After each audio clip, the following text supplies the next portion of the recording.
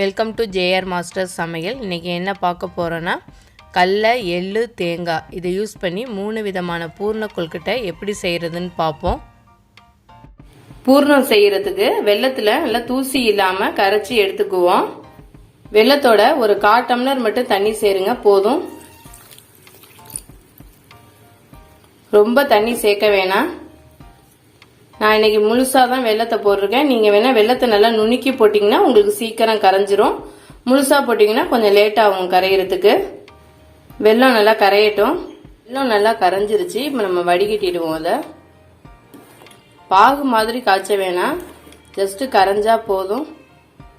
நல்லா தூசி இல்லாமல் வடிகட்டிக்கோங்க. தேங்காய் பூர்ணத்துக்கு 1 கப் தேங்காய் எடுத்துக்கோங்க. நல்லா தேங்காவை வதக்கிக்குவோம். தேங்காவோட கொஞ்சமாக ஏலக்காய் பொடி சேர்த்துக்கோங்க. எந்த கப்பால நீங்கள் தேங்காய் எடுக்கிறீங்களோ அந்த கப்பால 3/4 கப் எடுத்துக்கோங்க. நல்லா கலந்து விட்டுக்கோங்க. இந்த பூர்ணத்தோட கொஞ்சமாக உப்பு சேர்த்துக்கோங்க. லைட்டாக சேர்த்தா போதும், அப்போதான் நமக்கு இனிப்பு நல்லா எடுத்து கொடுக்கும். அதுக்காக தான். தேங்காய் பூர்ணம் ரெடி ஆயிடுச்சு. இப்போ அடுத்து நம்ம எள்ளு பூர்ணம் செஞ்சுருவோம். 3/4 கப் எள்ளு எடுத்துக்கோங்க. நல்லா எள்ளை வறுத்துக்கோங்க. எள்ளை லைட்டாக வறுத்தா போதும். எள்ளு நல்லா வெடிக்கிற அளவுக்கு வறுக்க வேணாம், சும்மா லைட்டாக வாசனை வர அளவுக்கு வறுத்தா போதும். எள்ளை இது மாதிரி லைட்டாக அரைச்சி எடுத்துக்கோங்க. எள்ளு பூர்ணம் செய்யறதுக்கு உங்களுக்கு தேவையான அளவுக்கு தேங்காய் எடுத்துக்கோங்க. தேங்காவை லைட்டாக வதக்கிக்குவோம். நம்ம அரைச்சி எடுத்து வச்சிருக்க இந்த எள்ளையும் சேர்த்துருவோம். அடுப்பை லோ ஃப்ளேம்லேயே வச்சுக்கோங்க. கொஞ்சமாக ஏலக்காய் பொடி சேர்த்துக்கோங்க.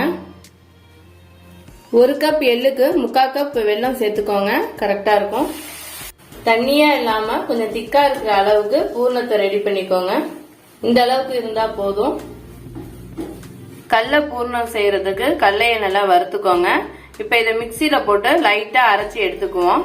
கடலை பூர்ணம் செய்கிறதுக்கு உங்களுக்கு தேவையான அளவுக்கு தேங்காய் எடுத்துக்கோங்க. லைட்டாக வதக்கிக்கோங்க.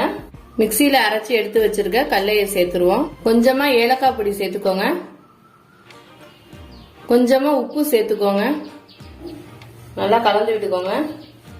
நீங்கள் எந்த கப்பால் கடலை எடுத்தீங்களோ அந்த கப்பால் 3/4 கப் வெல்லம் எடுத்துக்கோங்க. நல்லா கலந்து விட்டுக்கோங்க. லைட்டாக இந்த தண்ணி சுண்டி கொஞ்சம் திக்காக ஆகிற அளவுக்கு நீங்கள் கிண்டுங்க போதும். ரொம்ப கிண்டுனோம்னா நமக்கு கல்லம் மிட்டாய் மாதிரி ஆயிடும். தண்ணி சுண்டட்டும். இந்த பதத்துக்கு வந்தா போதும். இப்ப நம்ம அடுப்பு ஆஃப் பண்ணிடலாம். 1 கப் மாவுக்கு 1/2 கப் தண்ணி சேர்த்துக்கோங்க. மாவுக்கு தேவையான அளவுக்கு உப்பு சேர்த்துக்கோங்க. 1 ஸ்பூன் நெய் சேர்த்துக்கோங்க. நம்ம மாவு பிணையும் போது நமக்கு மாவு சீக்கிரமா காயாம இருக்கும். தண்ணி நல்லா கொதிச்சிருச்சு. நம்ம இப்ப மாவை சேர்த்துருவோம்.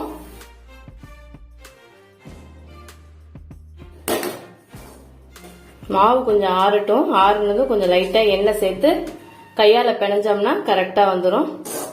தண்ணி கொதிச்சதும் மாவு சேர்க்கும் போது கொஞ்சம் ஃபாஸ்ட்டாக நல்லா கிண்டிடுங்க. இப்போவே மாவு கையில் ஒட்டலை, இருந்தாலும் நம்ம எண்ணெய் சேர்த்து பிணையும் போது நமக்கு நல்லா மாவு சாஃப்டாக இருக்கும். சீக்கிரம் நமக்கு காயாமல் இருக்கும். மாவு சூடாக இருக்கும் போதே ஒரு பிளேட் போட்டு ஒரு 5 நிமிஷத்துக்கு அப்படியே மூடி வைங்க மாவை. இப்போ கொழுக்கட்டை தட்டிடுவோம். இலையில லைட்டாக ஆயில் தடவிக்கோங்க. உங்களுக்கு தேவையான அளவுக்கு இதுமாரி உருண்டையாக ஊற்றிக்கோங்க. நீங்கள் கையில் மாவு ஒட்டுனுச்சுன்னா லைட்டாக எண்ணெய் இல்லைன்னா தண்ணி சேர்த்துக்கோங்க. கரெக்டாக இருக்கும். ஃபஸ்ட்டு எள்ளு பூர்ணம் வச்சுருவோம்.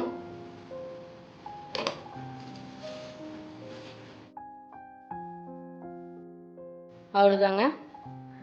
வாழை இலையை தட்டும் போது ரொம்ப ஈஸியாக இருக்குது.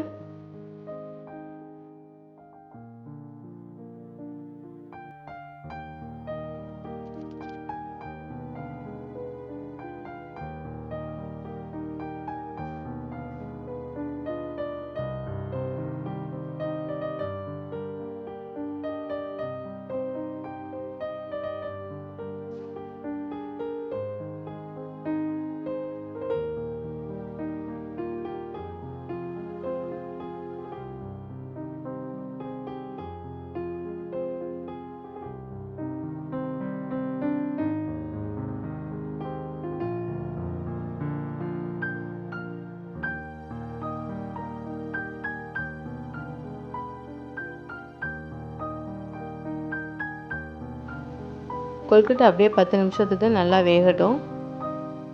அவ்வளோதாங்க, இனிப்பு பூர்ண கொழுக்கட்டை ரெடி ஆகிடுச்சு. இந்த ரெசிபியை செஞ்சு பார்த்துட்டு மறக்காமல் கமெண்ட் பண்ணுங்கள்.